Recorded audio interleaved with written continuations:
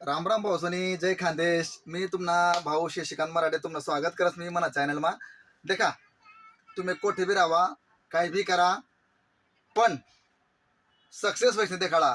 का बा भाऊसनी तुमले माहिती आहे की तुम्हाला तोंडवर बोलतस काही आणि पाठना मागे आल्ला काही बोलतस, तर असा लोकांपासून सावध राहणं. आणि एक गोष्ट ध्यान ठेवा भाऊसनी, जर तुम्हाला स्वप्नच आहे ना, ते कोणले बडा आखा गावले सांगा नका फिरू की मला आई करणंच आहे ते करणंच आहे. तुमनं स्वप्नच आहे, ती तुमने जबाबदारी शे. आणि त्यांना करता एकदम सायलेंटली कोणले न सांगता मेहनत करा, पया दवळा, तुमले जे करणं होई ते करा.